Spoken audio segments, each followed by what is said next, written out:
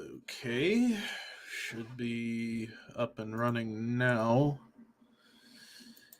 I need to double check and make sure my mic levels are good because my computer likes to be a fucking brain dead dumbass and turn my mic volume down.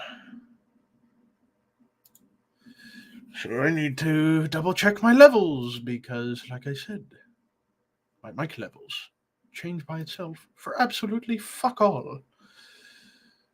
Uh, there we go. That's more like it. Anyways, what's up, guys? Ryan, what's up? Boss Antelope, how's it going?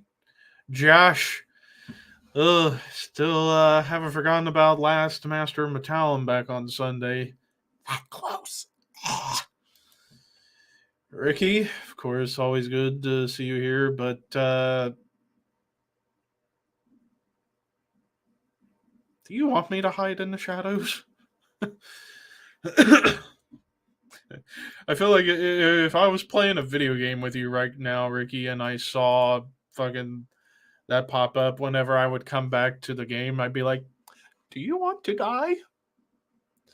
Yeah, eventually I need to give me like a stand for my webcam because sometimes when I make the most sudden movements on my desk, it just shakes because of the monitor.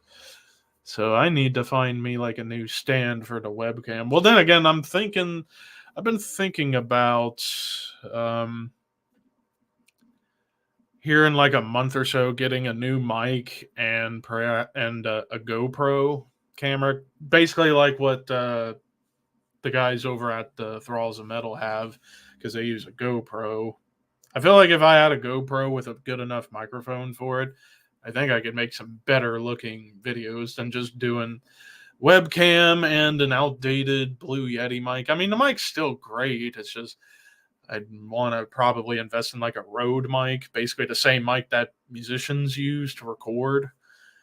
I think that'd be a better mic for whatever the fuck it is I want to do.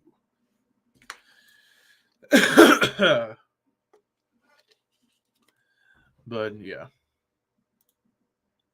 Yeah, it was like when it came down to the final one, it was like Ricky was 2 away, you were 4 away. So it was a close one. Definitely the closest Master of Metallum episode that we have ever had.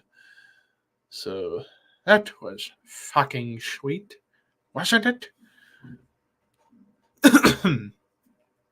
But I figured while waiting for more people to file in, and then we can chat. What does the Grinch have to say about a certain man named Stu Hart?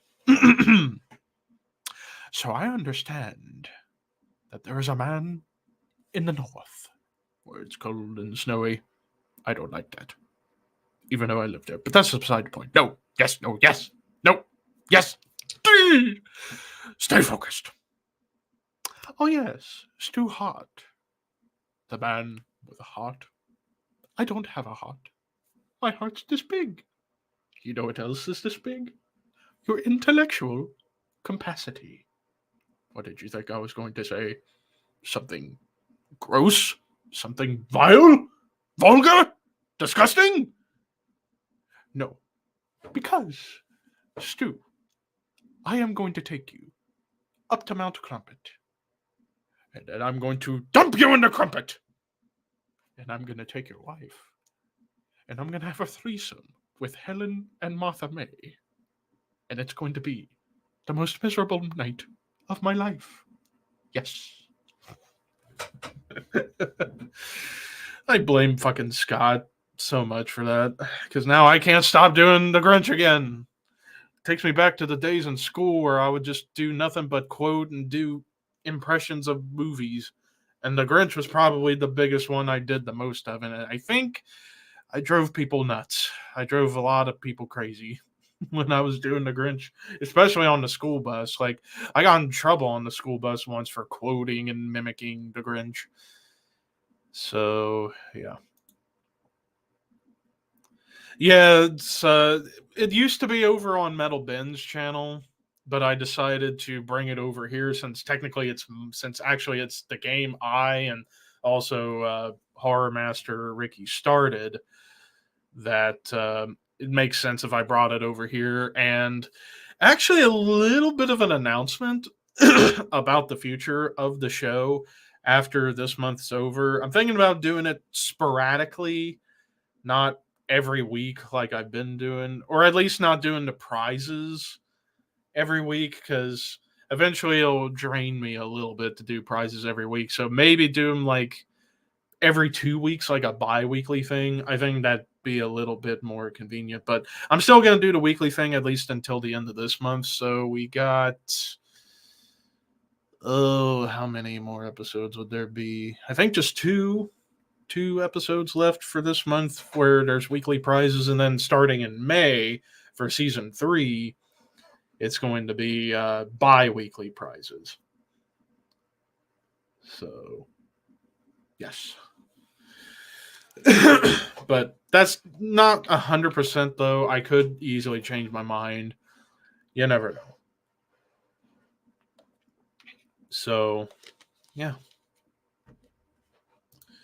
Um but if anybody else would like to join me on this whole shebang, let me know and I'll try and get a link over to you to hop into the chat and we can actually talk shit, talk metal particularly, and nothing else. And well, wrestling too. If people in here other than a few are wrestling folks, we can do that a little bit too.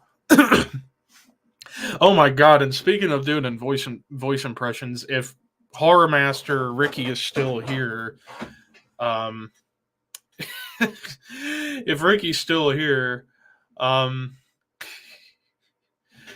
then fucking last Shadow Call podcast we did Saturday, like I wish we could have kept the stream going afterwards because oh my god, Scott and I went absolutely mental with impressions. I was doing Chris Barnes, he was doing Krusty the Clown, and it was like, what if Krusty the Clown and Chris Barnes was commentating AEW? And oh my god, I think Ricky and James about pissed themselves because we went absolutely nuts. Oh, Ricky, let me get a link over to you in just a moment.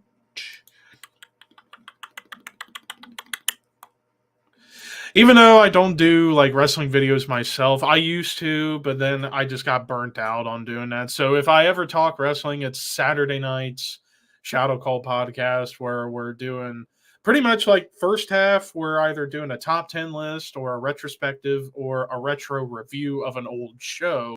Then the second half, we kind of talk about what's going on in wrestling today. So basically, that kind of keeps some of the old school Thrash Maniac 99 subscribers happy because good chunk of my subscribers before the fall was mostly wrestling people. And then whenever I stopped doing the whole wrestling shtick all the time, and that was when I made the transition to doing pretty much all metal. And then I had the racing side of things, but really I've lost hope, especially in NASCAR. Like NASCAR, honestly, either get new owners, fix the sport, or just let it die at this point because it's just no. Just no.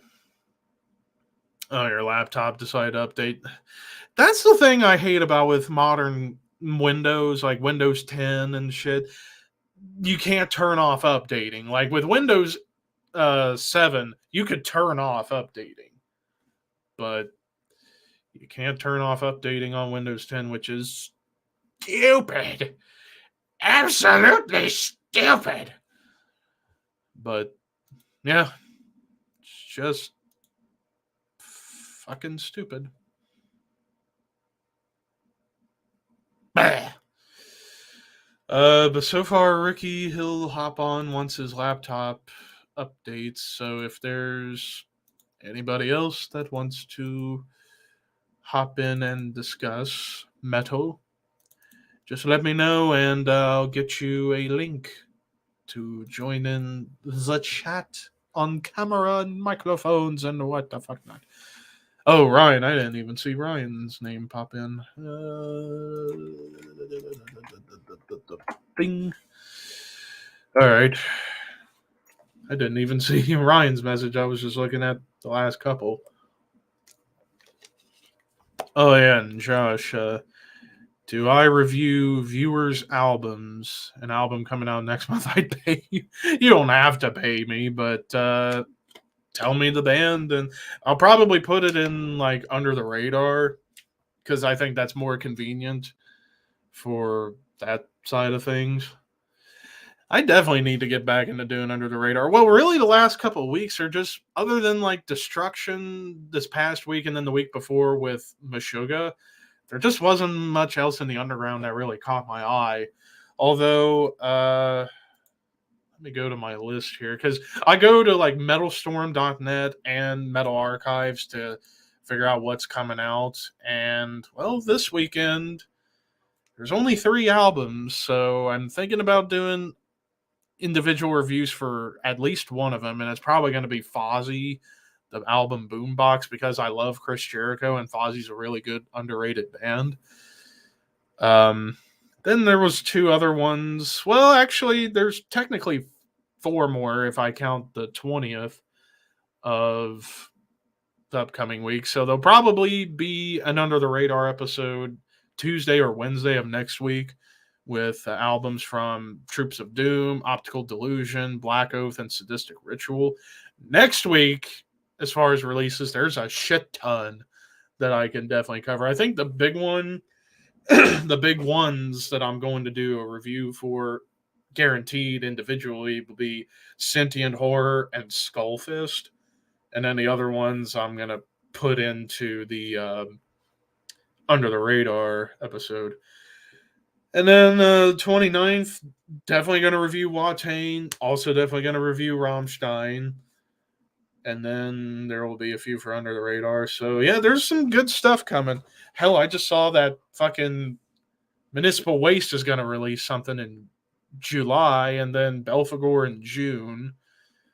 I think the biggest albums I'm looking forward to in June are both Creator and Porcupine Tree.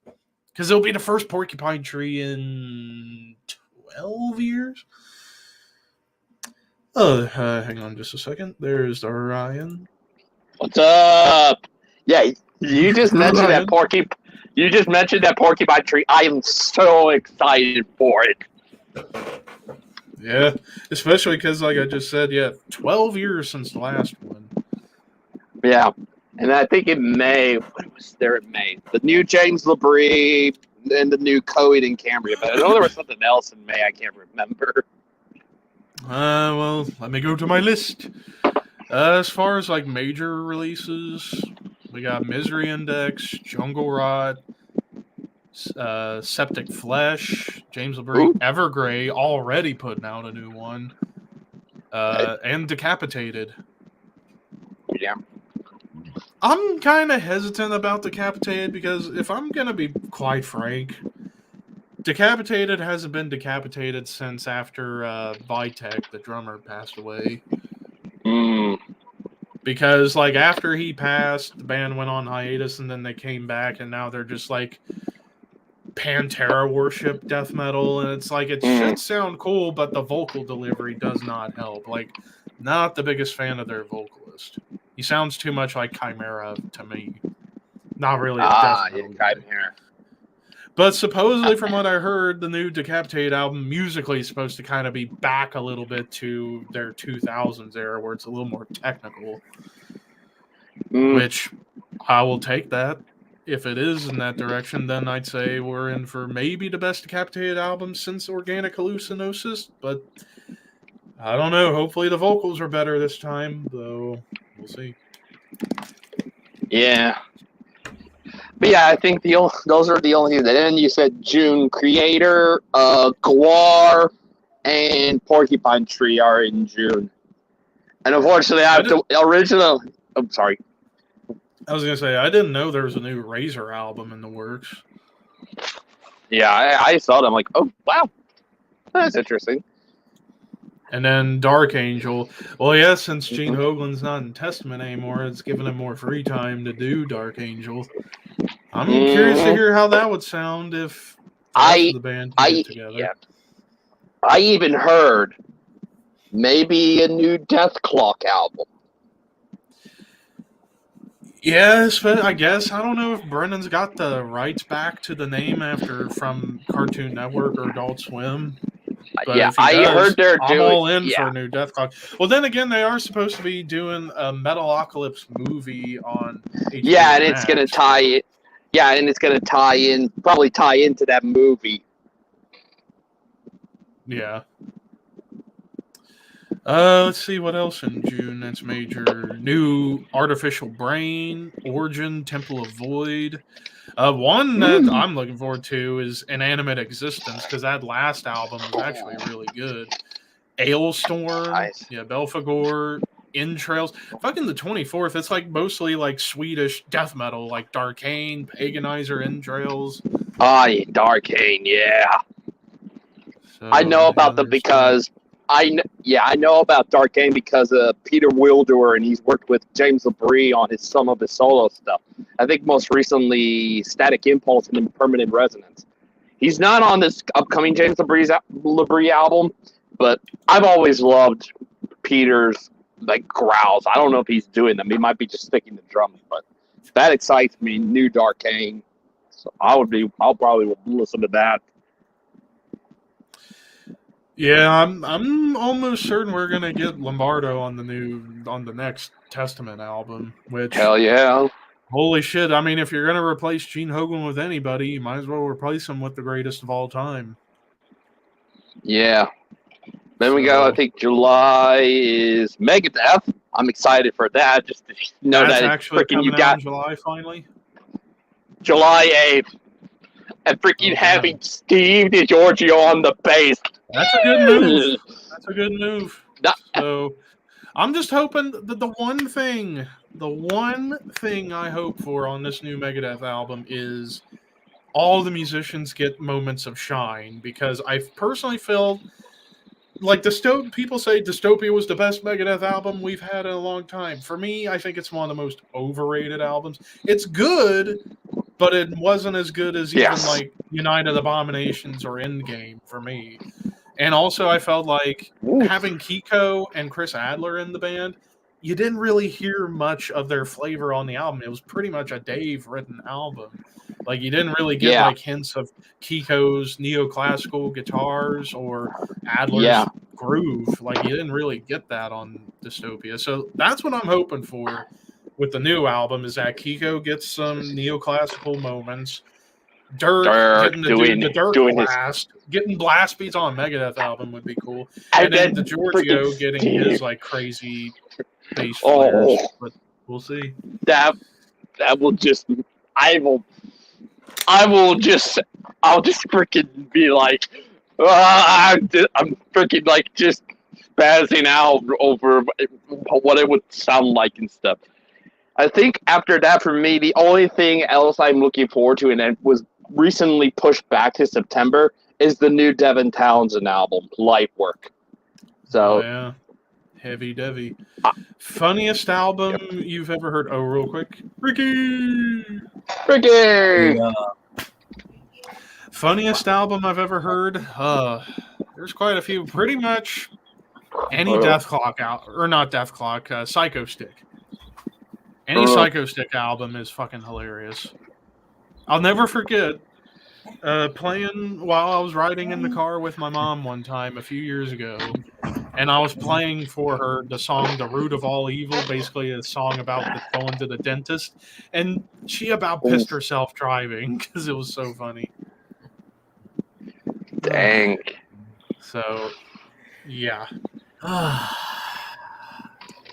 Maybe new Opeth. Well, I know they dropped a single, but that was actually a B-side off of Incauda Venenum that they dropped, so it's not a new song. It was a B-side. So, but I'd expect a new Opeth before too long. But I'd be curious to know who would. But probably next year. But I'd be curious to know who's going to be their new drummer, because I know the drummer from Scar Symmetry is playing the tour right now, but not going forward. So curious to see who they can get to replace Martin Axelrod. Is Dance One available? He's probably too busy mixing albums, or Either that or work on a new Witherscape album. I want a Witherscape album so bad. I don't know if he is busy. Martin Mendez? He's always busy. Of course, Martin Mendez is the bass player. Oh. No, Lopez. That's who I meant. The other Martin. That was Martin Lopez. Is he in well, Soen? he's pretty much busy with Soen, so that would be. I would dig. I mean, it wouldn't be close, but at least get as close as we can get to the original lineup of the best lineup of the classic lineup of from what would that been? My Arms Are Hers all the way to Ghost Reveries. Ghost Reveries. Ghost Reveries. We can't get Peter Lindgren, but at least if we got 3/4 of it, that would be freaking awesome. Or since Gene's not full time in any band right now, why not just for the album get Gene Hoglan to play drums? Oh yeah, because he did play drums pretty live in like 2006 and did phenomenal. He was in the music video for the Grand Conjuring for them. Grand Conjuration for them. It could work. I mean, you never know. But I think that would force them to take, because I don't know if Gene is up for the prog rock style. They'd have to probably go. He plays Rush songs a lot on his Twitch stream, so I think he's capable of doing prog. Big Fat Box of Shit by Crotch Duster is the funniest album I ever heard. Jason Sukoff and his brother made it. I've heard a lot about Crotch Duster. I've never listened to them, though. I do know they got that one song, Mammal Sauce, where the vocalist is doing a James Hetfield impression. All I know is Jason Sukoff is one hell of a guitar player, even for a paralyzed guy. Yeah, and a hell of a definitely. Yeah. But he can shred like there's no freaking tomorrow. Like, oh my god, that guy is. Woo! He's got to work with some of the best, even literally. Oh, and Levi. You're welcome. Yeah. Nice. From Good Old Incantation, Diabolical Conquest. My god. So brutal. And evil. Brutal, evil, and doomy. Mm-hmm. And thrashy at times. Yeah, wow. Thrashy.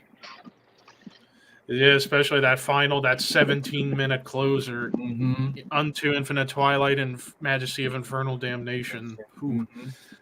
That song. Even that instrumental, that short instrumental on Heavenly Skies, that dirge. Yeah. Actually, I'm actually... Even the artwork. The artwork, yeah. Well, I mean, that's a theme with a lot of Incantation covers. They showed Jesus dying a lot. Or some kind of torture scene. I don't know. And we're almost close to Sabbath. Whatever. Sabbath, bloody Sabbath. Yeah. But at some point, I gotta get on to listening to that, because I've got a freaking legacy video to do on Sabbath, and that, well, basically Volume 4 to Sabotage are what I really need to listen to, because I really didn't have that great of opinion on them the first time I did Black Sabbath. So, just a bit of advice, since we kind of did the rank 'em all on Sabbath. Don't bother with Forbidden. Don't bother at all. Don't bother with Forbidden. Don't bother. Pile of garbage. Don't bother. I gotta have to, because I've never listened to it, so I'm listening to it because I gotta go through everything. And the legacy thing for Sabbath is 2 parts. The second part is Heaven and Hell all the way to 13, which means I have to listen to Forbidden just to get notes and just to understand what the fuss is about this album, because I'm. Yeah. Yeah, I mean, but I've never met somebody who says Forbidden's their favorite Sabbath album, which there are people out there. You'll be surprised by what. If I found somebody who had Forbidden as their favorite album, I'd punch them in the face and shake their hand for being a moron and a trooper. Same thing with Diabolus. I've never seen anybody who've heard, Diabolus is my favorite Slayer album. Not even when I went to the record Celtic company. Frost, Cold Lake. Oh wait, Jam and John had that as his number 2 Celtic Frost album. I still am shocked I had it that high. I know, when Nick and Joe had it dead last where it should be. Yeah. And then freaking Ren had it and Ren had it at number 19 because he said it's not as bad as 7th Star, which I have listened to. I thought it's not that bad, but it's not. It's at least enjoyable compared to 7th Star would be a good album if it wasn't labeled as Black Sabbath. Yeah, it was as a solo Iommi album. If it was a proper solo album, I think it would have been fine. But the fact that they put Black Sabbath on it killed it. Yeah. But Last Day Breathing in Eternal Snow, that's a high quality name. Archspire. Well, we just had Archspire not too long ago. And I'll be honest, I thought that album was kind of overrated. I don't know if it's just me or I just feel for me Archspire is a little overhyped for me. Like it was really good, but it wasn't like this game-changing tech death album. Mm-hmm.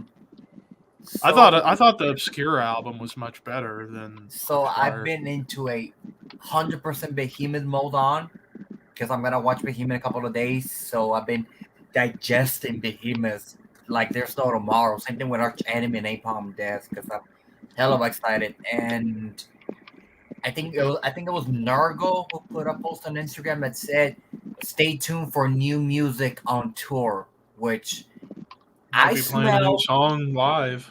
I'm gonna say it right now, being that it's almost Easter, they're gonna release something later tonight or Monday.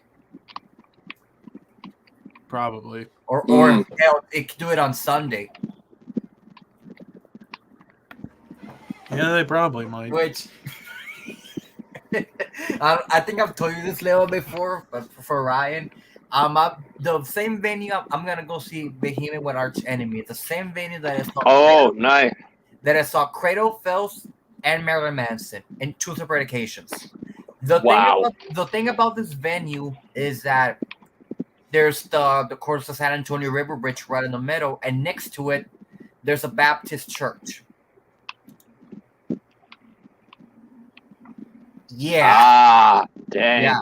The first time I went to see Manson, I was like, "Oh my god, they're gonna be like riots. They're gonna be like protesting the show because of Manson." And to my surprise, there wasn't really nobody protesting. There was a priest literally in line to see the show. I don't know if it was an actual priest or somebody dressed up as a priest. I don't know. And then when I saw Cradle Filth, it was, I kid you not, I was on the bus to go to that venue, and it was right at the moment the Notre Dame church was burning. So I was like, oh no, not this again. I was like, what? We don't want another Varg on this planet. No, but thankfully we found out that the Notre Dame church was an accident. Yeah.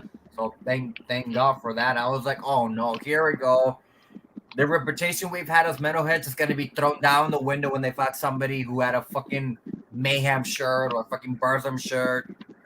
That was the first thing that popped in my head. I was like, oh no. No. Damn. I'm still debating on what albums to get in my next big haul. Same thing with me. Like I've been getting a bunch of Incantation and Immolation albums just because it's like, why didn't I have these in the first place? Yeah, I've also been wanting to get some of the remaining Nile albums that I'm missing. Mm-hmm. I think I'm gonna get Scum finally. I have to get Scum eventually. I have to get Scum for Arch Enemy. I don't know for Arch Enemy. I might go with the second album. Honestly, if you're getting Arch Enemy, get anything from Rise of the Tyrant back. I mean, I know. I mean, some with Lisa, they're good. Of course, they're not as Some songs, like mainly on War Eternal, there are a few good songs, but and it's not Alyssa's fault that Arch Enemy has been suffering in the past 15 years. It's just Michael Amott, either go back to your old school writing style or let Jeff Loomis write some songs. Yes. Because that last album that came out in 2017, that was bleh. And it was mostly because Michael Amott just has this formula of writing that just isn't good anymore. And then, of course, we got the new album sometime. Which I don't know if I'm going to check that out. Because if I end up checking it out and it sounds like the last album, it's just going to end up becoming a rant. I mean, I'll probably check it out since they're probably going to play some of the songs live. You know what they say. Sometimes songs live are better than the studio version. Sometimes. Yeah. I think I've had that when I saw Shinedown, they played Diamond Eyes. Even though I love the song, live was a whole different experience because you had the pyro and the energy was there, which was a really cool show. Also, when they sang "Simple Man," I was like, "Oh shit!" The one song. Yeah. Wait, don't you mean Deftones? No, Shinedown. They have a song called Diamond Eyes. I'm certain that's a Deftones song. No, you ever see the Expendables, the first one? Oh, okay. It's one of the songs from the movie. I found it. Yeah. I just thought when you brought up Diamond Eyes and then Simple Man, it's like, wait, Deftones did those songs. Mm-hmm. But the one song I wish Shinedown could have played was 45. Yes, that would have been a good one. I wish. I still need to get that Shinedown. I mean, I'm not the biggest Shinedown fan, but there's a couple. They got some good songs. I wouldn't mind having it in my shelf because they have some good ass, good tunes. I would say for me, if I were to get anything Shinedown, it would be the first album and Sound of Madness. Yeah, Sound of Madness is probably my favorite. Yes, I get that again. Yeah, because Sound of Madness, because you had, of course, Second Chance, but I love the title track. That is such a heavy, grooving song. Yeah. I created the sound of madness for the book on. And what's great is that I think I remember they used that song for like the highlight packages for Undertaker Shawn Michaels at Mania 25. I don't remember. I remember. But yeah, Boss Antelope, I agree. Yeah, that's basically the biggest issue I have with Arch Enemy currently is they're very stale. So right now, depending on how the build you're gonna go for the show, Behemoth has to close the show for me.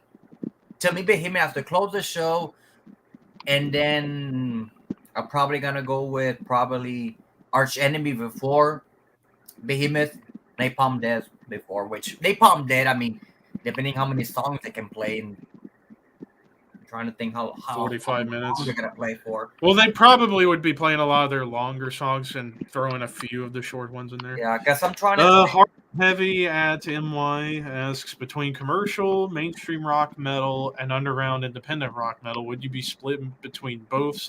Somehow there's a phase of underground commercial and then downward to many bands. Not sure what you're getting at, but if you're saying that we try our best to cover both mainstream and underground, well, of course. Yeah, of course. I mean, hell, that's why whenever I do my reviews, I tend to focus on like albums that I'm really interested in or big ones to do the individual reviews. And then I have the Under the Radar series where I talk about the stuff I didn't get to or underground stuff. Just to kind of... Yeah, because there's so many albums that we don't even know. I mean, just go to Bandcamp. You can literally find anything. Or go to Metallum and just peruse around and suddenly come across a band and just be like, oh, this is interesting. Yeah. Like it was because of Metallum how I discovered the band Schizophrenia, and I listened to that album, and that's one of my favorites of this year so far. So I have to say probably with Behemoth, they'll give them probably an hour and a half of show runtime. Same thing with probably Arch Enemy. An hour and a half. Even though realistically, Napalm should headline just because they've been around longer. But then again, Behemoth is the biggest of them all. So Yeah. Now, in terms of songs, I don't know, because the show I'm gonna go in is actually the second day of the tour. First day is gonna be, I think it's gonna be tomorrow. Actually, let me check. Or is it gonna be Saturday? Let me check. Behemoth Tour 2022. But yeah, I will say a warning whenever you see Napalm and they play Suffer the Children, be ready to get into a pit for that song. That's why I'm gonna be their front row. I want to be their front row. Yeah. Because I don't mind. And just watch Barney go absolutely nuts. I mean, I don't mind going into pits. I've been to a couple of pits in of course. But when it comes to a band that like Behemoth, I really want to see them like enjoy the music. You know? Yeah. There are a couple of bands I wouldn't mind like moshing. Like if I were at a Metallica concert and they play Master, oh, you bet your ass. Oh yes. I would have liked to mosh to Master of Or Puppets. Whiplash. If they played Whiplash live, that's a mosh pit too. Or even put me the Four Horsemen. Everyone going down like a horseman. Oh yeah. Boss Antelope asks, what was your worst album of 2021? I really can't think of one because most of the albums I listened to last year were fucking awesome. Me neither, I'll be honest. So the first date is on Saturday, April 16 in Temple, Arizona. So, tour starts on Saturday. Then they're gonna head to San Antonio, and then they're gonna go to Dallas, and then of course Canada, New York, Philadelphia, Massachusetts, Chicago, Colorado, Utah, Washington. Mostly a lot of not really a lot of South dates. Mostly like northeastern, maybe southeast. Then after that, they're gonna go to Europe in June, in Germany, Ireland, Great Britain, Netherlands, Germany again, Norway. That would be fun.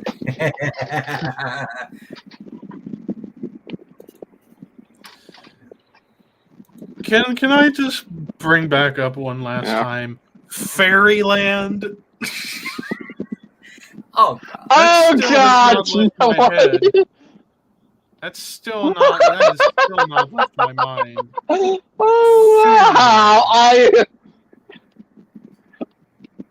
I just wanted to live up to that meme of us just trashing them. So I'm like, honestly, why the fuck not? The more I'm hearing of Fairyland, the more I want to listen to them. To be honest, do they at least? Yes, it's symphonic power metal. Yeah, they look nothing like what their name implies. You think that look at the name, you would think, oh, they look like they're like. Do they at least play decent? Well, they're similar to say Rhapsody / Rhapsody of Fire. That I would say, yeah, maybe. I mean, honestly, I might have. I mean, honestly, I don't care what they look. As long as they play good, I'm like, hell yeah.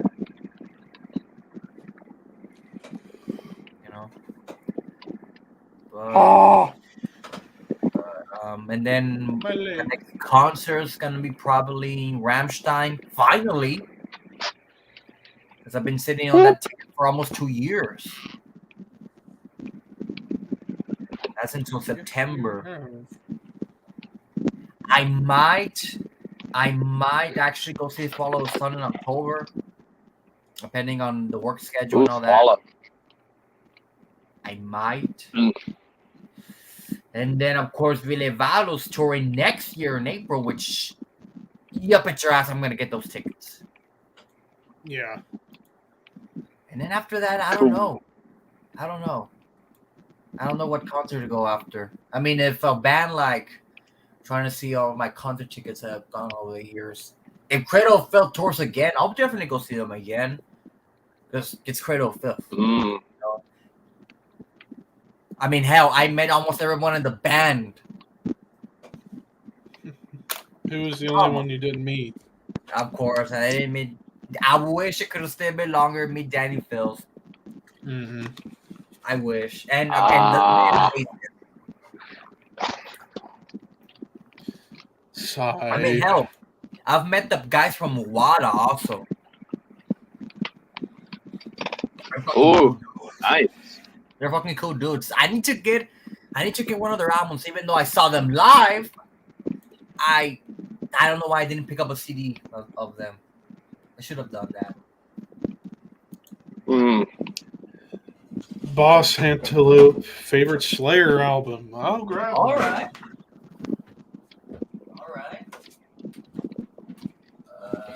And funny enough, yesterday over at Banger TV's new Twitch channel, and they did their Lockhorns for Metal Blade albums.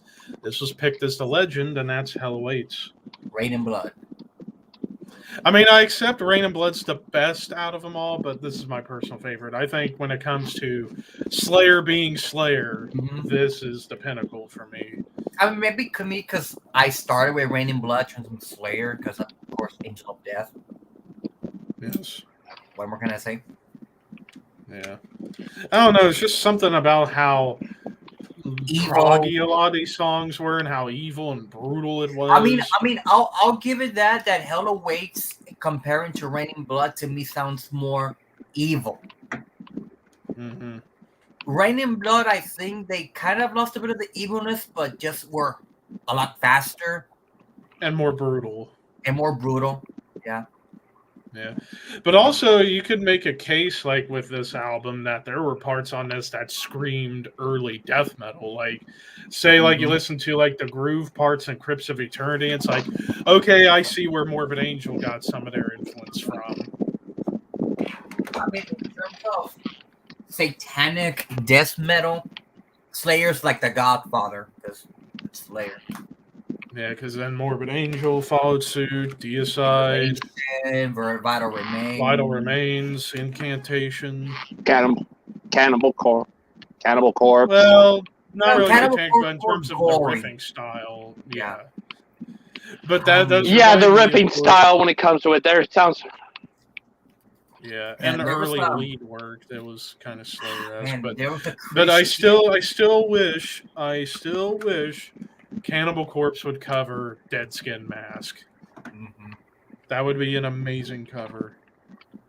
That a Slayer song? Yeah. From- Yeah, wow. I'm saying that I wish Cannibal would cover Dead Skin Mask. I think that'd be one of the greatest cover songs ever. I mean, Dark Funeral did it really well, but I think Cannibal Corpse would do it even better. Just so you could hear Corpse Grinder growl that fucking chorus. Mhm. That would be So super Levi, sweet. any concert you're thinking of going to? I haven't been paying attention to. And we've what's been coming telling up. you for years, everyone in the horse is telling you need to go to a concert, even though you technically went to one. Technically, a year and a half ago, almost 2 years ago. But is there one you're like thinking, debating? I haven't been keeping up with it, so I got no idea. or what's at least a band that you might think could tour around your area, more or less. Oh, the only sucky thing is nobody tours near here. Whoa! If I were to go to a show, I'd have to go to Cincinnati or Columbus. I was gonna say, what's That's closer? 2 hours plus. What's closer, Cincinnati or Columbus would be closer. Columbus is closer. 2.5 hours? 2 hours. It's not that far. Cincinnati's like 2.5, almost 3, give or take. Well, but depending on Columbus, I traffic. mean, you have. I mean, any band can go to Columbus. Yeah. I mean, I would love to see Opeth, but the closest show they have is Cleveland, and I'm not going all the way up to that shithole.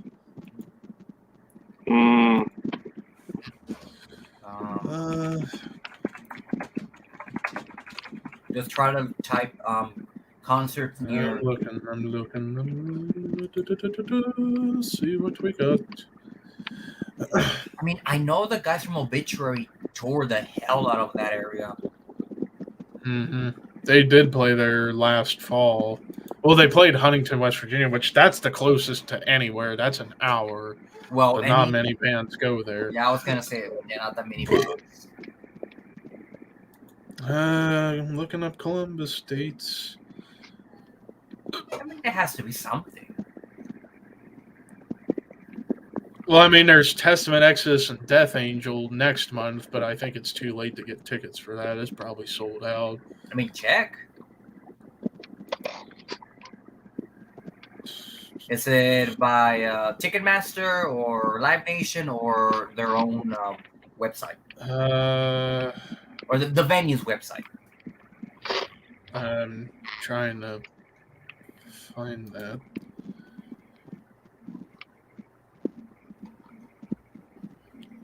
It's happening May 11th, and it's on a Wednesday. Mm-hmm. Yeah, I don't think I could do that because I would have to work that day. I So think that's lost I cause. think your best guess will be probably It's to find a weekend show. in the summertime. I mean, unless you can ask some days, you could easily ask like maybe 1 or 2 days off work. Well, then also I would need a way to get there because remember I don't drive. Yeah, I mean, do you have a bus station here? No, I don't. Well, I'm not sure. Well, Huntington, June 8th, Voivod's playing. Hey, That'd be an interesting show. Who's opening or who is it with? Let me see. Or it's just a Voivod tour? I think it's just Voivod.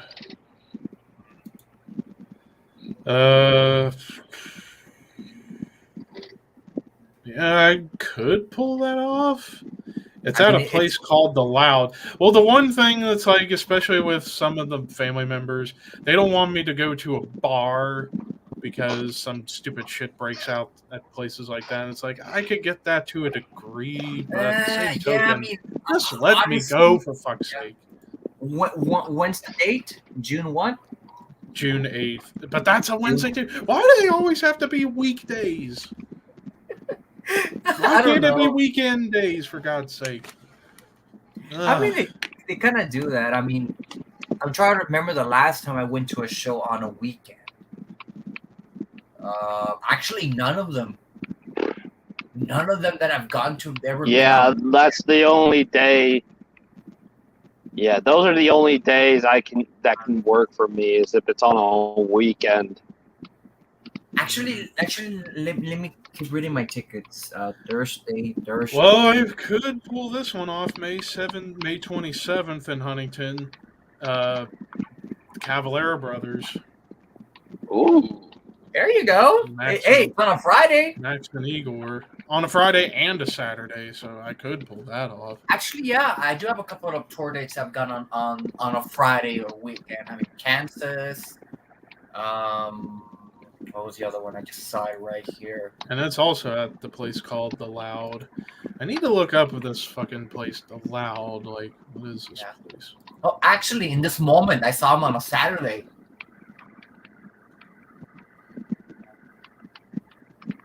I saw him on a Saturday.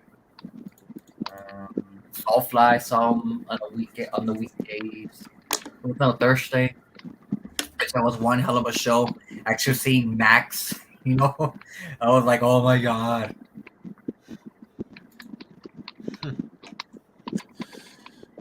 Anyways. Favorite Judas Priest album, he's saying Jugulator. Really? Jugulator? Oh. That's odd. I mean, Jugulator's alright, but... But in terms of Priest? Mine's more of an obvious. Wow, that's very interesting. But I think mine would be more, wouldn't be as much of a shocker because it's a Halford album. So yeah, I mean, for me, it's always between these two, Painkiller and Sad Wings. I love both of these albums. But if I had to pick one, top to bottom, Painkiller. Defenders, all the way Defenders. Painkiller. I know it's objectively, but personal favorite one I like. Screaming for Vengeance. Oh yeah, That would that's be like my Archer. number 3. Yeah, That would be my that's like number 3. if Archer was here, he would have been all over Screaming for Vengeance. Mm-hmm. For Yeah. sure. Yeah, I think that's Hannah's favorite too, if I remember correctly. Because I'm trying to remember when we did the top 10 Priest songs, and I think we had Helen Electric Eye number 1, if I remember correctly. I can't remember. It's been so long. Which, speaking of Horsemen, we need to get a new episode up soon. It's been Yeah. too long. Yeah. I mean, I should be available next weekend. Not this weekend because I work, but next weekend I should be fine. I'm just trying to think what I'm we still can do. also still in the process of trying to get a couple new hosts come in. So it's just a matter of if they want to do it. I mean, I know Hannah and Archer and Raphael still want to do it, but of course, scheduling and all that. You know that. We'll that's see. Maybe they'll be back during the summer when there's for Probably- Hannah when there's no school. For Hannah, for sure, during summer she'll be available, for sure. Arthur's the difficult one because he's always busy. Yeah, I know, but hopefully, hopefully, I mean, it does go back well. I mean, good thing we still talk like almost every day. We're still, like that. I mean, to the point that I don't know if you saw this. My vest. I actually got some pins added to my vest. I saw that picture you posted in the group. Nice. Yeah, got From almost every one of us. Yes, I got, of course, your flag from Ohio, my Texas flag, Portugal, Germany, Florida, my Mexican American flag, and from Maryland. This is one of my close friends lives in Maryland. So I was like, you know what, it's kind of fits in the middle, Yeah, I'm kind of in that Texas area, but I always am true to the Illinois area because that's where I grew up, and I feel more at home up there in Illinois than I am down here in Texas. What part of Texas are you from, or are you in? Blanco. Oh, you're Blanco. Oh, okay. Okay. But if anybody in the chat's got any more fun questions in metal, don't be shy to ask. Yeah, so I'm not that far from San Antonio. Yeah, I mean, you're what, like an hour away, maybe with traffic? Hour and depending on traffic, an hour, maybe an hour and a half, somewhere around there. Yeah. So what concert have you been to, Ryan? Huh? What concert? What's your latest concert experience?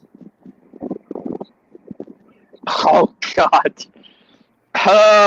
Be prepared to be embarrassed. Well, I'm not about to be embarrassed, but the last thing I went to that was sort of a concert was in 2011 with my dad at the Heart of Peoria Festival in Illinois. I think the headlining band was, Finger 11. Oh, okay. I mean, So it has been a long time. So there have been concerts I have wanted to go to, and there were times I was going to because I unfortunately live with my parents and stuff. So there have been times where, mom wouldn't approve death metal stuff. No bar scenes, no death metal or anything like that. She'd only be approved of those that are in like stadiums. So Metallica, freaking Megadeth would be kind of count as one as well because they're kind of in the stadium realm and stuff. So it would only be bands of that size or something like that. There have been a few times that I'm like, I remember. There were a few times. I remember when I saw Wada, it was actually a bar here in my town. And of course, I've never been before that. I've never been to a bar before. So it was kind of a scary thing for me. I was, how old was I? I was, I think, 20. Trying to remember the date. 28. It was in 2018. So that was like 4 years. I think I was 21. I turned 21. Mm-hmm. And of course, guess the first time being to a bar, I was kind of scared because I don't know what happens in bars in terms of metal shows.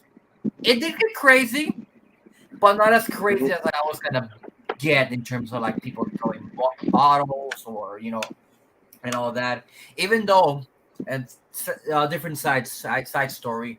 Before the pandemic hit, I think it was like 2-3 months before the pandemic, I went to a local show here in town, and it was mostly more punk bands. Of course, there were some metal bands, some local bands. And at the end of the show, one motherfucker decided to throw a fucking beer bottle in the air. And we were like, hey, what the fuck, man? What the fuck? I mean, the guy was fucking drunk as hell, but we're like, what the fuck, man? I mean, of course, we're moshing, we're having a good time. We're just joining the vibe. And this motherfucker decides to throw the fucking, beer bottle in the air literally when the show ends. And we was like, get the fuck out of here, man. Get the fuck out of here. So if you ever go to a concert, don't throw beer bottles in the air. You'll get your ass kicked out of the venue. And Josh is here, and favorite Death album? Well, that's why I went to go grab.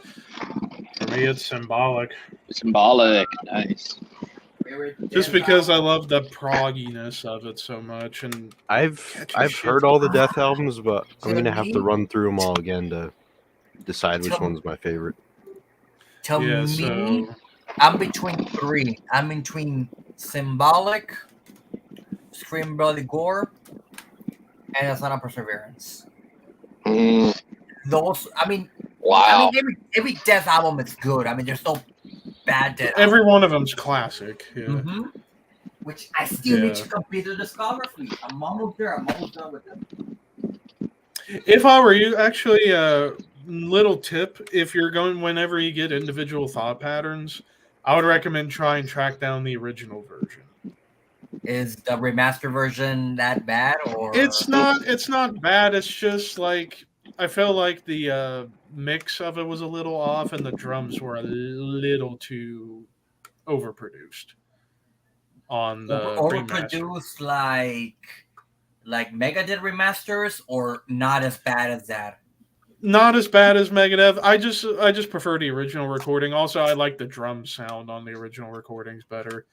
And also, say for if you listen to the original version of the song "Philosopher" next to the remastered, it's completely different from each other. Mm-hmm. Okay. So I would track down the original version, which I got the original version that I got fairly cheap. So you can probably get it really cheap. Yeah.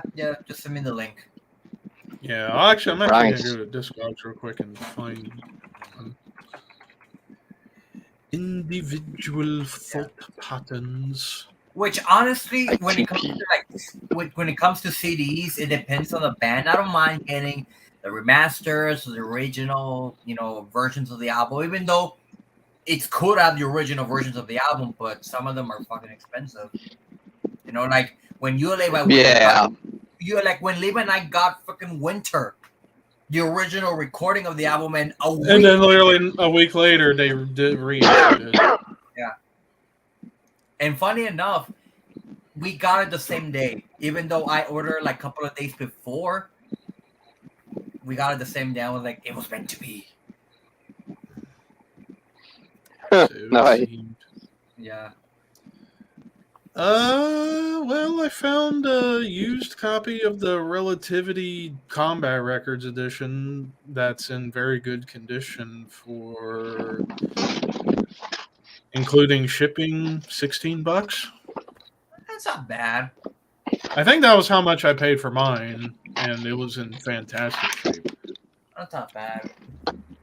Yeah, most of the versions I see that are on Discogs is the Relapse remaster. So, yeah.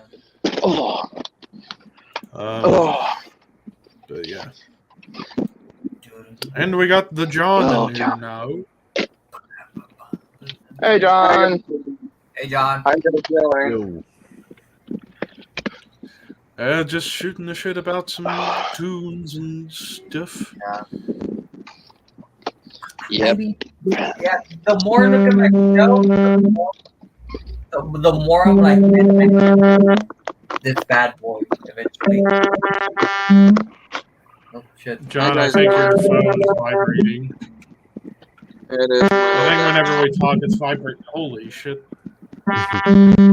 Cats. There you go. I'll just mute him, and then whenever he talks, he can unmute. Yeah. Because, yeah, that was like... It's like, is my phone going off, or what? That's what I was thinking of mine. I was like, my phone not going off. Yeah, like, technology better. work with me, you bastard. Oh. All right, there we go. I think, yeah, it's gone now. There we go. Yeah. That was But weird. like I said, I have a shit lot of room on my new CD shelf. It holds 1,000 CDs plus. So, Yeah. So I'm already like 230, 38, 39, I think. Let me check. Down. Yeah. I recommend this I CD, think guys. the ones that I have that are. Hey, Ricky. I know, What's but that? mine. I know, but at least yours doesn't spin like mine does. That's true. And actually, Ugh. putting some stickers on it too. Since I've been saving some stickers for a long time, I can actually now make it, more metal. I actually forgot to show this off, but real quick, just to how the hell do I do this now? Or how much do I have? Real quick, just to show it off because it'll be kind of hard to see, but I bought a new DK Army shirt the other day because the old one I had just finally wore out, so I bought a new shirt. And Daniel DK sent me one of his Exciter guitar picks. Wow. Ooh, nice. And You need to frame that. another sticker. Oh, nice. Frame the little guitar pick. If only I could. I mean, you can. I mean, you can easily find like guitar frames. But I am debating on what to do with this new extra sticker I have because I got a well faded out one on my phone, Why don't 3 you put on it the on your computer bass? tower. I could put it on my bass. Or put it on your shelf if you have room for it. Probably could. I mean, I'm pretty sure you have some room like on the sides to put some Sides, stickers on yeah. it. Yeah. Mm. I don't know. I'm keeping it safe just in case I decide what to do with it. So I 'Cause have I don't know. 239 CDs As Wow. of right now. as of right now. And yeah, and meanwhile, me at where am I now? 589. So you're almost almost close to 600. 600. Wow. Oh, I got geez. 4 coming, and that's including 4 I got coming. And So I got the other I night, got the other night, I bought Borknagar, Epic, and 3 Immolation albums: Here and After, Failures for Gods, and Atonement. And I got coming Hmm. the new Watain album, the new Rammstein album, and a couple of pre-orders. I did Yes, you may join, boss. a couple of pre-orders that I did I'll just on put the link in the main chat for anybody who wants to hop in that's watching. And I think that's about it in terms of what I got in the mail. What I'm expecting on the mail. Of Right. course, I don't know how much anyone else has in CDs. Even though if you don't have a Discogs, please get yourself a Discogs. It really helps. Especially if you're looking to send a gift to somebody, so that way you Trust know me. what to give them and not Um, bring it to somebody. I have about 100 CDs. I got to build my collection. Yeah. All right. So I know we're going to the CD thing, and I think Levi and I already know this, but what has been the toughest CD you have gotten so far in your y'all's collection, or vinyl if you're a vinyl connoisseur? Ooh. What was the question again? What CD/vinyl or any form of physical media has been the hardest for you to find? None really for me, Oh, honestly. there's several. I think there's the one that comes to mind. Leviathan Scar-Sided, all 3 versions, cassette, CD, and vinyl. I have been wanting to get that, but you can't really get that on a freaking record store, especially anywhere near me. We're getting a new CD store in Cape soon, where I live at soon. It'll be a CD store, record store / bar. Damn. Huh. I'm hoping that there used to be a record store in my town, but it closed down a long time ago, and there's rumors of a new one coming up. If that happens, I'll be there every fucking weekend. No, you'll be the first customer. Yes, I will. Hell, I might even work there. It'd be kind of cool. It'd be kind of cool. Be like you get the new latest releases, some underground stuff. But in terms of the question that I asked, to me, Like the rarest album you have, Yeah. that was hard to find. Yeah, which I got mine right here, Cro-Mag's Best Wishes. Because you cannot find this cheap anywhere. And I got it for $14 in pretty damn good yeah, condition. I remember it was it was before we recorded the Horseman episode that we were just going along. And I was scouring through Metal You were Merchant, like, Miami Metal Merchant. I saw that it was $14. I'm like, oh, I'm getting that right now. with me, it was my X Japan Art of Life CD. The reason that it was so hard to find because it was only released in Japan, and we all know that a lot of music from Japan is hella expensive. And this was released in 1994, so close to almost 30 years, and they've never done a reissue of the album. So I've always wanted this album, and it took me maybe 3 years to get this finding in my shop, even though it cost me like $30. But to me, it was worth it. And plus, it came with a little booklet of course, the English and Japanese version lyrics of the album, which I didn't know this existed. And if I were to sell this on Discogs, even though I'm not gonna sell it ever, No. easily $100. Which, damn. I'm going to see you guys. C187, never heard of them. I think that's a black metal band. I think Black and It's Death. called, I think It has Sheen Reiner, the one who died 2 years ago. Mm-hmm. Oh, I'm just looking up their stuff. So it's kind of a supergroup. It's okay, Patrick yeah. Momley from Pestilence, Sean Reinert from Cynic, and Tony Choi from Atheist. Imagine Body Count with techno sound. Technical body count, huh? That's weird. Because he raps a little bit in the CD. That is very strange. is it funny that the only thing I've heard from Paul Masvidal is actually on Human? I mean, that drumming intro, like that tribal intro into Flighting of Emotions, that's one of my favorite Death songs, and just that. That is a great song. Yeah. Oh, That's the funny thing too, is that it sounds like he's doing so much, but it's actually he's just like doing it like this. But it sounds like he's doing like everything at once. I remember playing that intro to my dad, and he's like, "Was that Half for Teacher by Van Halen?" I'm like, "No."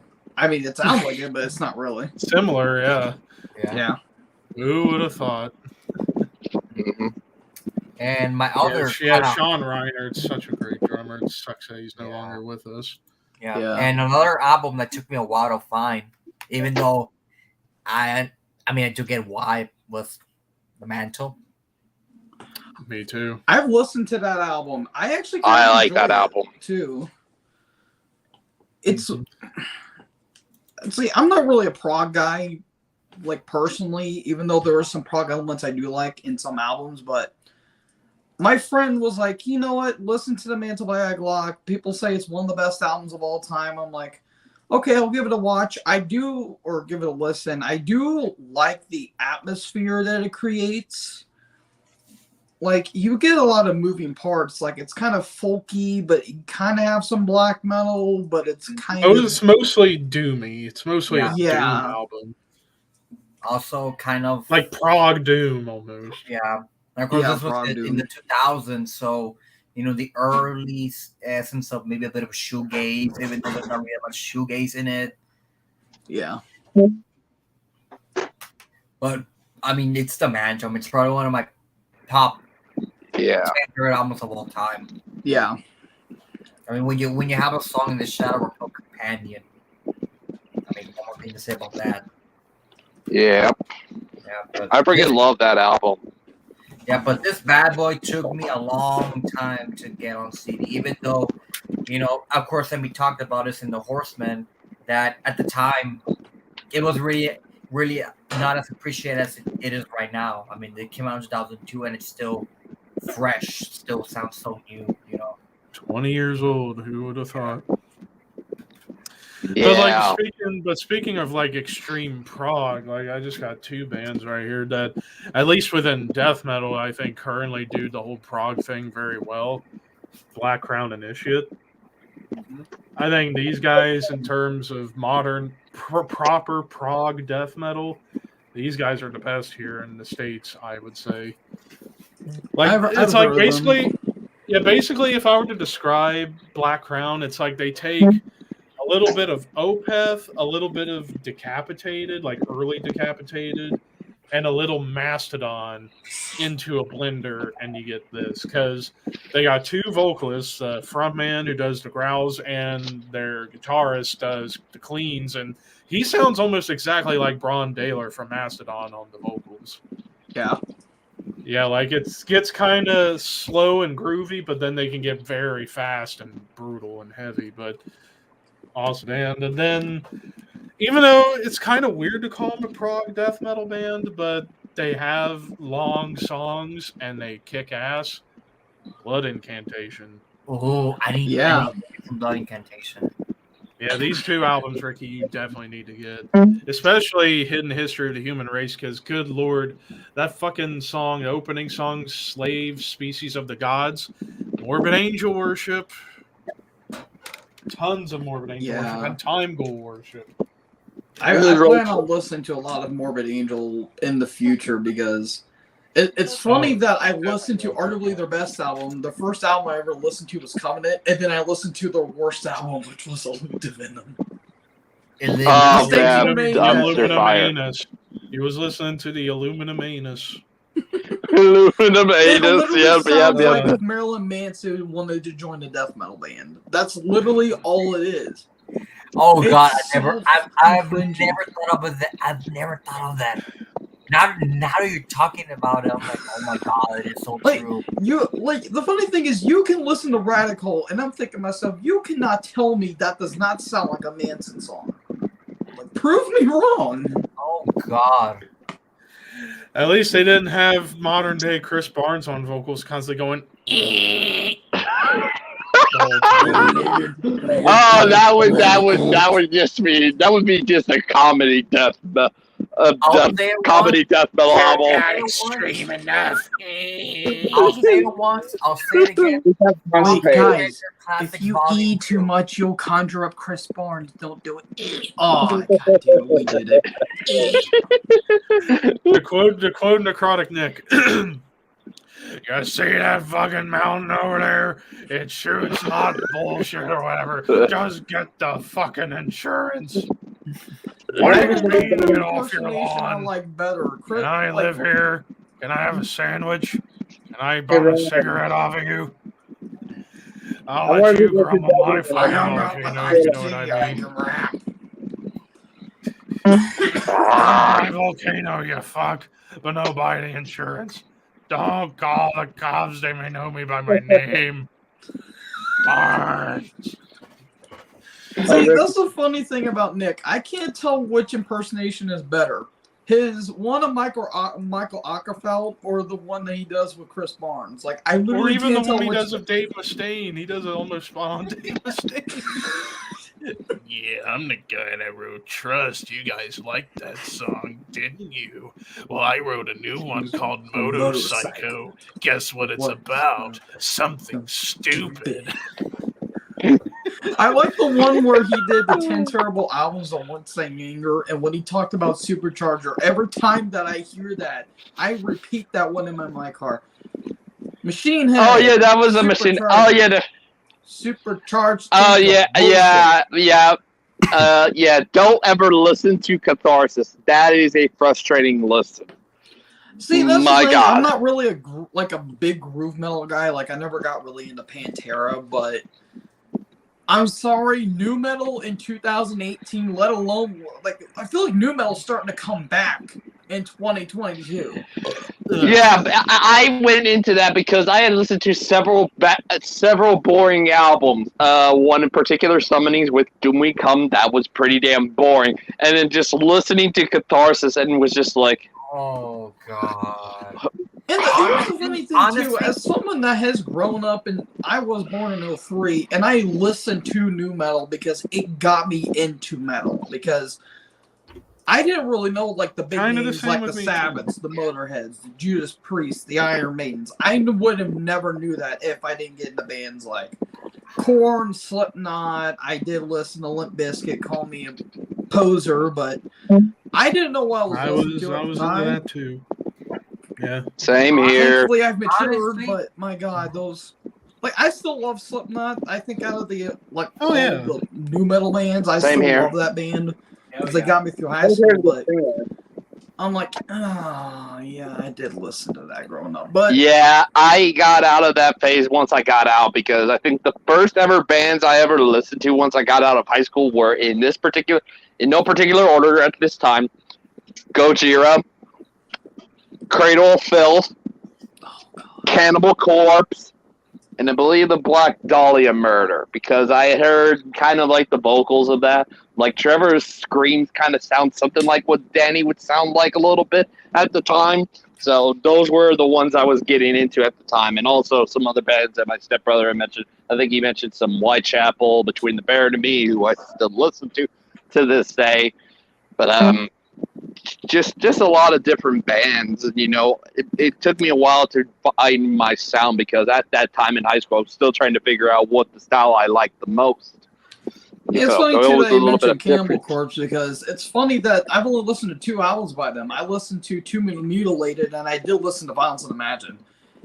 It's funny. I listened to one of the best of the Barnes era and I listened to probably one of the best of the Corpse Grinder era. Oh yeah.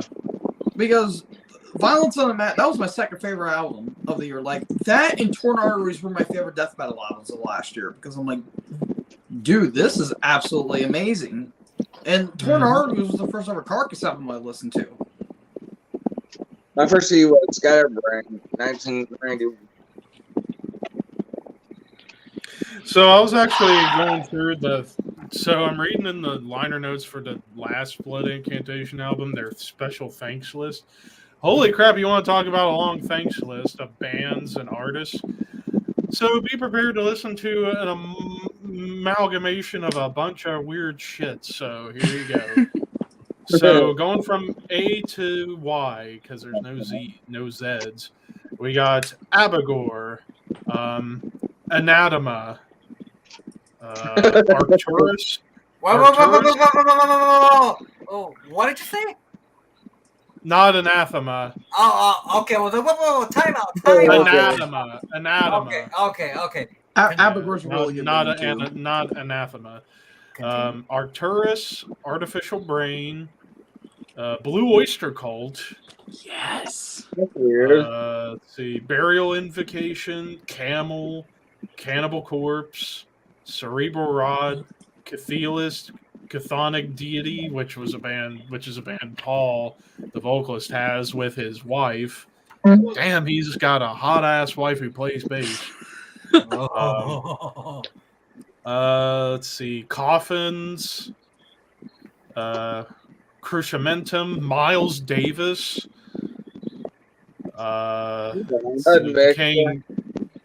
Decaying Purity, Defeated Sanity, Demolich, Emperor, that'll perk you up, Ricky.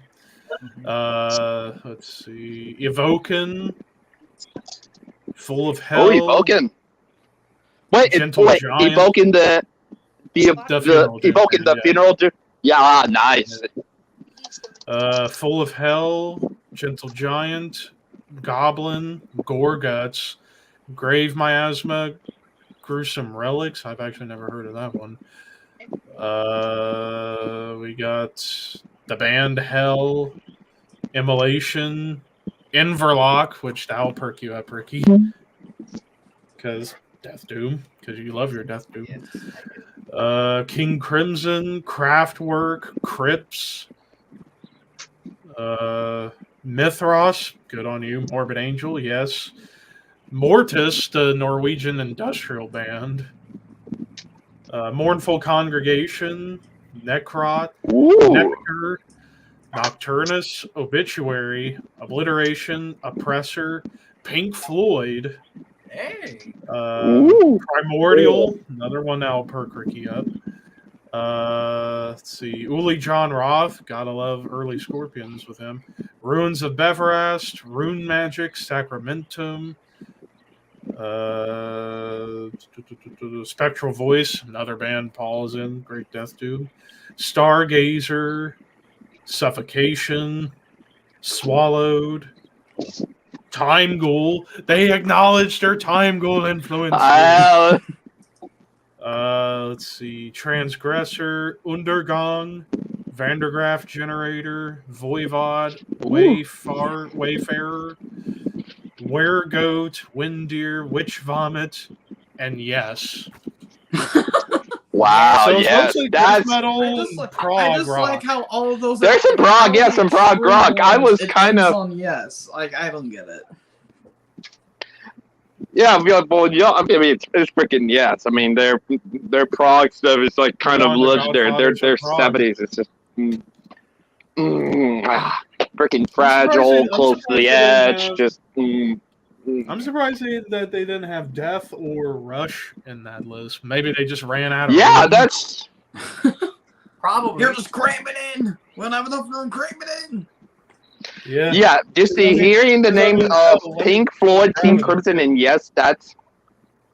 I mean, there's the whole list right there. There's a bunch of ones I didn't mention. That I don't know. Jesus. Labels like Dark Descent Records, which is the label that they're on. Ooh, nice. Yeah. Although It's they're funny- back and forth between Dark Descent and Century Media, so there is that. Man, But when yeah, you it's like, mentioned yeah, you could- Voivod, immediately what came to Yeah. mind was that new album, Secret Anarchy. I need to get that at some point. Oh my god, that album was so weird, but it is so fun. Yeah. That's There's my a bunch favorite of albums I album. really like of the this year year by that I far. need. It's so That wonky. one's up there. That one's up there, along with Will to Run, Schizophrenia, Awesome. Amorphous. I really love the new Amorphous. What else did I have that was up there? Now I need to go back through my fucking list here. I'm trying to Oh, look at yeah, all the I Vicious do Nights. remember. Vicious Nights. That's maybe my favorite right Ooh. now is the new Vicious Nights. the new Allegiant. what? I need to get the new Allegiant because that is prog mellow death at its finest. Narcotia is Ash the Berry's new CD. Oh yeah, also really like the new Midnight. That's fun. That's That's a fun a really good album. I'm waiting for the new Hellripper album. Eventually, I know we're gonna get that eventually. Either later this year or early next year is when we're gonna get it. According to James, from what Yeah. he said and told me.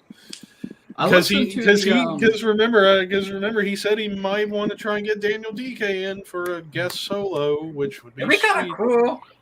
But if not on the new one, maybe on the next one, he'll for sure get DK on. Which I still want to pitch them the idea of them two and Gunner from Blood Red Throne forming a super group together to create Blackened Death Thrash. Because that would be badass if we could have credits saying we helped create a band and we're not even in the band. Yeah, we'll be the representatives. We'll have them here Like tattooed the for life. publicists. The publicists for whatever they would call it. Mhm. They just So need you a know- drummer. That's all. When did the new Ice Cream CD come out? I wish. I don't know Yeah, if we're ever going to get a new Iced Earth at this point or not. They did do a album. It wasn't really an album. It was mainly a spoken word, a narrative soundscape, which That was I good. listened to it. It's literally just John just doing the spoken word. And it's funny that you did mention that, Mr. Iced Earth. I actually did listen to all their albums, and those They're early amazing. years are basically like untouchable. Like the early stuff with Barlow, fantastic. Burnt Offerings, Dark Saga. Enough said. Yeah, Burn Offerings is Show. my favorite. Guess what the new Iced Earth singer when he before? That is What kind of- their most yeah. technical, I want to say, because it does not hold back with how technical those riffs are. Yeah, Yeah, it's well, like they're my favorite power metal band for the simple fact that they're not like the European bands. Like they don't go No, they're crazy not. with the cheese. They go dark and thrashy. Like I Very would say, Yeah. they were like I would say Iced Earth is like what would happen if you mixed Metallica riffs with Iron Maiden epicness and Slayer evilness all Yeah. in one. Like, here's my thing though. When they get to the Stu Blocker, that's when things really start to get dumb, in my opinion, because Yeah, I'm you not have a huge guy fan of that Stu Block. sounds so much like Barlow, it's really distracting, and it doesn't help that the music is not really that interesting. Like, Dystopia is my least favorite by them because there's like 2 songs that I like. Plagues of Babylon is probably the best one, and I do like it. Incorruptible's okay, Incorruptible was but solid. Plagues of Babylon I did enjoy. I will say though, Seven Headed Horror, that's a barn burner. That sounds like it would have been on Burnt Offerings. That's There's a really, really- I still really. need- And I still Johnny need even to get said the- that that's one of the like heaviest songs they've ever done. I'm like, yeah, that is straightforward, basically thrash. It's just amazing. I still need to get the first 2 and Something Wicked This Way Comes, and then I would have all the best. That's a really good. Yeah. album. I think that's my Because I got Burnt second Offerings, Dark yeah. Saga, and Horror Show right now. I remember. I think for me, No, go ahead. I have all this. what I need to get from them is I think Night of the Storm Rider, Dark Saga, Something Wicked This Way Comes. What was it? Something Wicked Parts 1 and 2, Dystopia, and Plagues of Babylon. Those Something Wicked. The latter albums ones are a part so of it. Convoluted and weird. I don't. I love it though. I love it. Like, I'm a here's the concept thing, nerd. though. I'm a It's I'm a so- sucker for concepts. I understand, but it feels like they're having their cake and try to eat it too. Like, okay, I understand the concept, but you're cramming so much into one album. Like, I love Ripper Owens. I really do. The Glorious Yeah. Burden. That's like my second. I think that's like my second favorite of the bands. He just sounds off, and it doesn't help that the second album, the Crucible of Man, I felt like Ripper should have finished the story. Like, fans wanted Barlow back. I understand that. I think for me, when it comes to Iced Earth, to me, from Burnt Offerings to The Glorious Burden, probably my favorites. I still best take era. almost everything. Yeah. I mean, I just have Horror Show because it's my instrument. You're a horror guy, yeah. Yeah. I mean, of course, to me, Dracula. My God, that song alone does it. I have all the CDs in my collection. I'm a hardcore Iced Earth fan. Damn. But I remember Of the course you are, John. I got Horror Show was when the whole shit happened. You know, Yeah. I was like, oh no, they're not gonna release them anymore. They're gonna become rarities because everyone's gonna start snatching them. I had to get my favorite one. I had to get Horror Show. I was like, if I can at least get Horror Show, I'll be okay. Thankfully, that wasn't the case. I can easily get them. Yeah, you can easily get the other ones still. Yeah, but for that brief second, we were like, because it has happened before, when a band or a band member dies or leaves or whatever the fuck. Or what have you, you gotta snatch up some of their stuff. Yeah, because you never know. I mean, with Slipknot, I mean, when Paul Joey died, and then when Joey Joey died, died, yeah. I snatched both the debut and Iowa. even though I could easily get the rest, I was like, I need to snatch both of them. I didn't have them at the time. Yeah.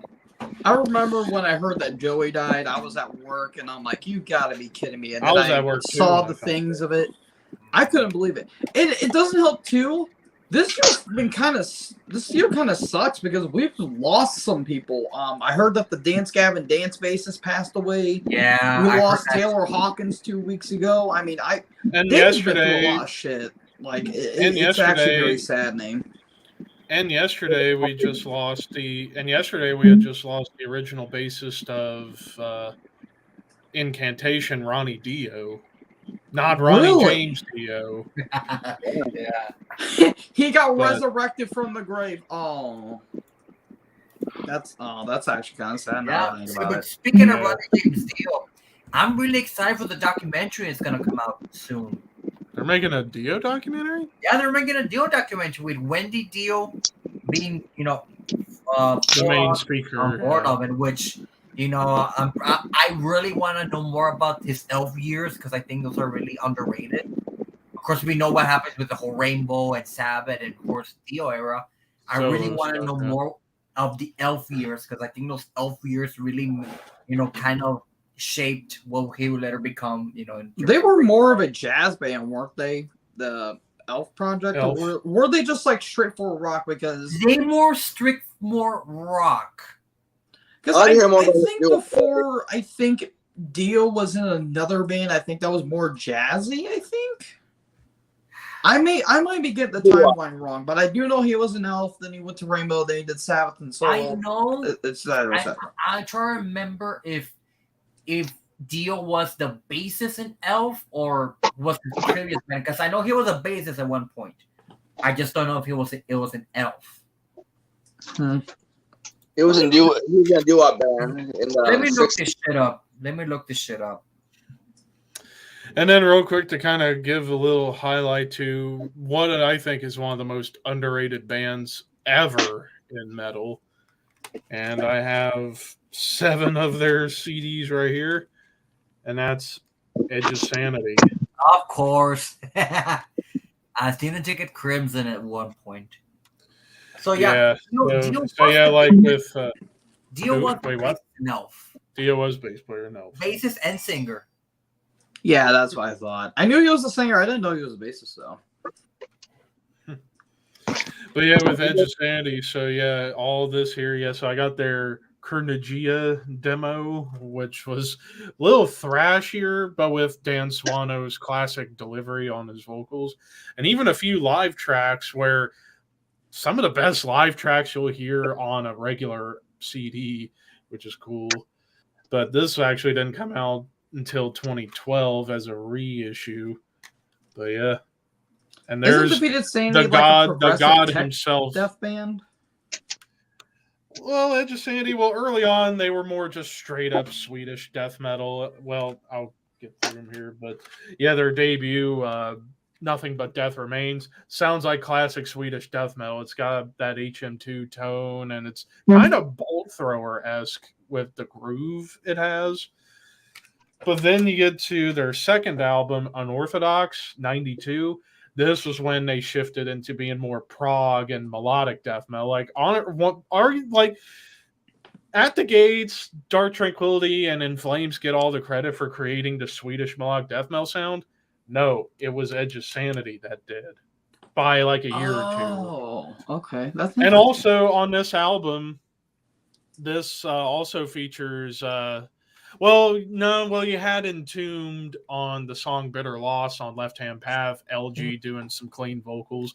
But this is when you first really heard true blue clean vocals on a death metal album on the song Enigma, which is like a prog death metal masterpiece because they split into 3 movements where it starts off with this like sad violin and then it gets super thrashy with Andreas Axelsson singing or doing the growls. Yeah, and then you hear this like weird like chick saying "You can burn in hell."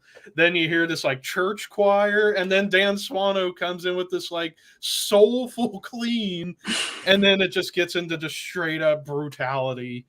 with great melodies. Like, this is a great album, underrated.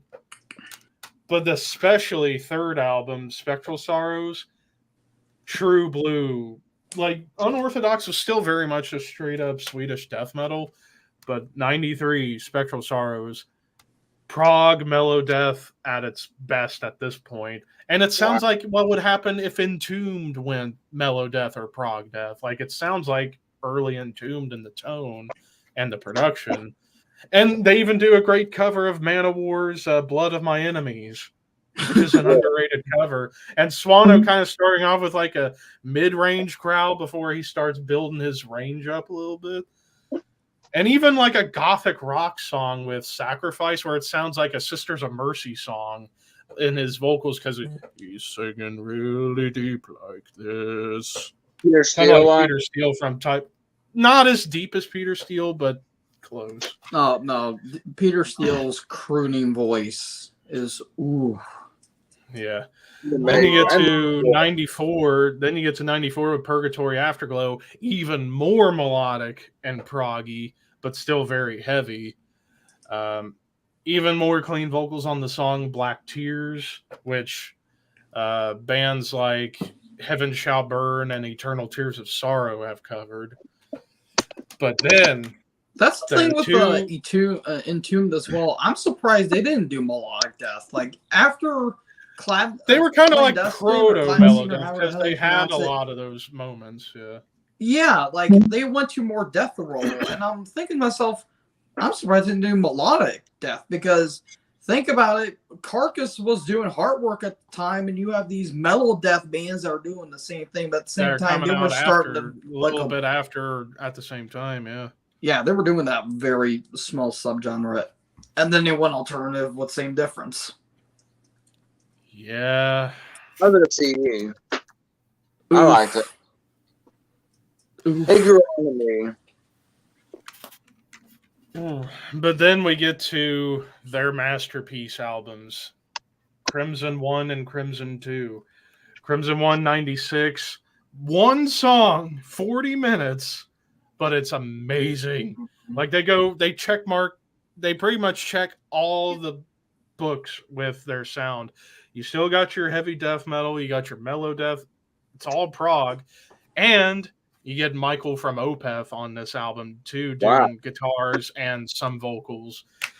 And probably one of the best moments on this whole song was like, I'm trying to remember, it was like around the 33, 34 minute mark. You suddenly get this like beautiful, like clean guitar break and then an organ. Then suddenly you hear Swano and Åkerfeldt harmonize duetting together. Wow. And this like almost psychedelic playing where it's all with reverb, and then they do a proper duet together, and it's like, why couldn't they have done more? They could have done so much more because they're still close friends. But yeah, one song, 40 minutes, masterpiece, and then part 2, which was 2003, way after the band completely dissolved. Dan Swan decides to resurrect it for one album and pretty much does it all himself except for the death growls. Like, it wasn't Swano doing the death growls. It was actually I'm trying to remember who it was because the names get a little fuzzy at times. Raise your hand if you missed the Åkerfeldt death growls. I mean, I do, but I love his cleans. It doesn't bother me. Yeah, but dude, I mean the Morning Rise. I mean, come on. I mean, he is one of the greatest death metal vocalists of all time. But I mean, I can understand his point of view of why he doesn't do them on new albums because he's not as into death metal as he used to be. So it would feel very forced if he did it again. That's true. I think he's even said in interviews that it doesn't, like, he's kind of past it. Like, he wants to be very melodic, which I can understand, but. And he's arguably one of the top 10 greatest clean vocalists of all time, I would argue. Oh, absolutely. And what makes him one of the best isn't for that he could do high notes. I mean, he can hit high notes. It's just few and far between. He's just got more of that soulful style that sets him apart from someone like a Dio or Dickinson or a Halford. This next song, but like here, yeah. But then here with Edge of Sanity Crimson 2, What's different to this, or from this to Crimson One, here there's more keyboards. It's more like Dream Theater influenced in the songwriting. And especially in the keyboards, there's a lot of Dream Theater going on here. But the death growls were done by Raga Johansson, who's in so many bands. Massacre, like he was on the new Massacre album, Paganizer, which they got a new album coming soon. Like he's all over the place. Like, how is this guy still doing this and be able to sleep? That's my thing. Because he's so busy. Probably does He does, but he does all the death growls while Swano does the cleans. And you got Mike Weed from Merciful Fate and King Diamond doing some solos. But yeah, this is great, and it's more somber too, but still kind of heavier. I think it's heavier, but more somber at the same time. And especially when you get to the end where it gets into like this doomy melodic riff. But yeah, Swano does guitars, bass, drums, keyboards, and the clean vocals, and mixed and produced it himself. Wow. Because the guy's a fucking mastermind. I leave Levi. You know, band you want to hear that Green Carnation? They had a long song. They did a song almost like an hour long song. I've never got into Green Carnation, and I need to, because I know that's Chord from Emperor and Blood Red Throne. That was his like prog goth death metal band. But yeah, I would say in terms of one of the most underrated bands ever, Edge of Sanity, simply because fucking Dan Swano is a metal god. The Dave Grohl of extreme metal and prog, I would say, because he can just play everything and do everything. And speaking of like going back to the question earlier about an album that I wish I could get that's hard to get, Dan Swano's Moon Tower album. I want that album so fucking bad because I listened to that so many times. Didn't he release that album when he was doing that little signing, thing in his? I don't think he did. I think that was for like other stuff he was doing. I'm tempting to message Swano on Instagram about having him come on the podcast at some point. And oh my God, you want to talk about trying to not fanboy? Oh boy. Oh God, just having Swano be like, hi, but you'll be like, I'll be like, you'll be like, I'd faint, and they'll be like, oh man. I mean, it's like if we were to have like somebody from, who would I fanboy the fuck out? That's the thing. Have I got to be Angus Young too? Anybody from Swallow's Son, I will fan the fuck out. Or any member of AC/DC. Oh hell yeah! Or hell, we could get fucking Aaron from My Dying Bride. I'll fucking fanboy the fuck out. I mean, eventually when we get Jeremy from Broken Hope on, I'm gonna have a hard time not fanboying the fuck out. That episode is gonna happen at some point. I keep forgetting to get a hold of him about when he would be available. I actually might message him tomorrow on Twitter or something about the possibility of doing that, because he's even offered to like promote the show. Yeah, I know. So yeah, it's just a matter of timing and stuff. Yeah, but on that note, guys, I'm gonna head to bed. I'm kind of tired, not gonna lie. Yeah, I'm actually gonna probably end the stream here on that note. But yeah, just a fun, random fucking thing, just because I was bored, and also because I don't have to work until Tuesday. So I was like, well, what the hell can I do to get past through tonight? I thought, how about I just chat with a bunch of random folks and just do whatever. But by the way, Bosch, you ought to come on Master of Metallum this Sunday night and see if you can win yourself a prize. Oh yeah, I'm coming back. Even though I'm just saying right now. You'll be back the week after for when we do the winter special. Oh yeah. I'll see if I can. Which so far for that winter special, it's Ricky, John, and Nick. I'll see if I can try to get into that live stream because I'm probably going to be working, but I'll try to chime in, but there's a possibility I might not be able to. But I'll Yes, probably check yeah. out, how it goes. Just Yeah, to see so if anyone- it's piqued my interest. Anyone Like, who wants to play the column game, be ready. It's hella fun and it's frustrating at times because you're kicking yourself in the ass. Yeah, is because last week's episode was the closest we've ever had. It was between Josh and Ricky. Down to the wire by 4 points, Ricky won. And won't you show what your prize was that I got for you that arrived yesterday? So let me just show it off in case y'all didn't see it. If Nick is there and Boss is in there, wait till you see his reaction to Fairyland. Oh God, yeah, Fairyland, and Nick's like, "Fuck off." Some good Yeah, old he got incantation. incantation diabolical conquest. Nice. If you have not heard Incantation's Diabolical Conquest, you have not heard the doomiest shit. The best ever. doom shit that incantation has Has to offer. Oh, You guys should- good old Fred. Hey, I love when Shred says that. I know. You guys should- Or whenever they bring up Sonny Lombardozzi, fellow Paisan, you want to play the Death of Doom? I do it, huh? And I doom it for you. Dude, those guys are so quotable. Yeah, they are. And it's great that they are from my state. I almost got to meet up with them last fall, but they were busy and I didn't have time. But we will make it happen. A crossover is going to happen one of these days. Crossover special? Oh, yes. I might even be on their channel for a ranking. That'd be sweet. Ooh. if I did try Maybe I doing could pitch in.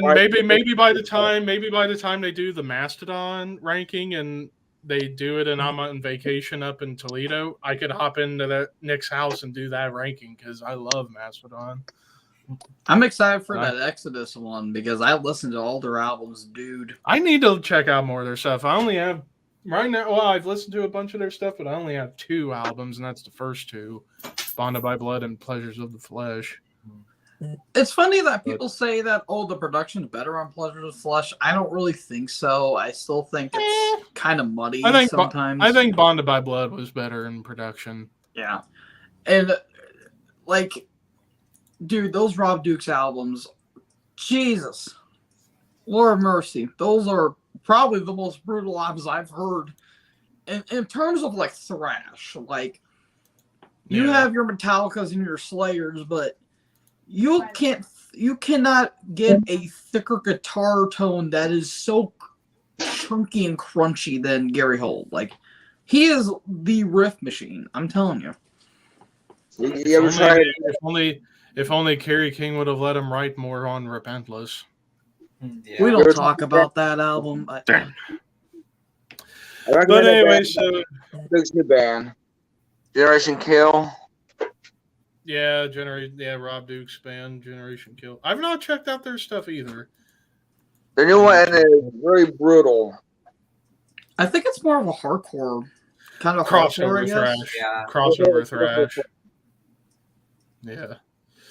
But on that note, that'll do it for this stream tonight. As far as when you'll see me live next, it'll be the Shadow Call podcast Saturday night where we're doing, Ricky and I, along with our buddies Scott, Walter, and James, are doing the top 10 John Cena one-on-one matches. And that list is going to be hard. Oh, boy. If you can see- Whoop-a-doo. I mean, I already got my list ready, but still, that list was hard to put together because he's had so many great classics. But the thing about John is I feel like he was kind of like the modern version of Hulk Hogan.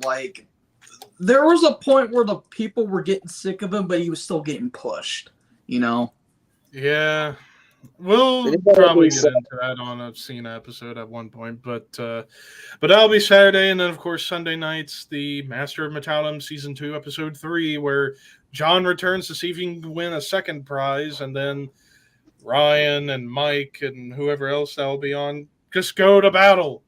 Who can win themselves an album or what have you? That will be then.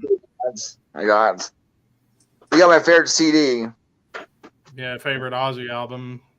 The 80s stuff is the best. The later stuff's all right. I got tired of the Zach Wilde era. Wait, what's the favorite Ozzy album? I got for his prize Diary of a Madman by Ozzy whenever he won Yeah. 2 weeks ago. But anyways, thank you guys for tuning in, Horns High, and I will see you in the next one on Saturday. Of course, obviously, I'm going to have videos in between and all that stuff.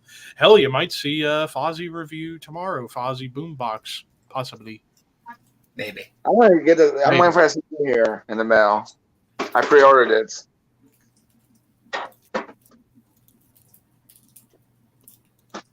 Hey, boss,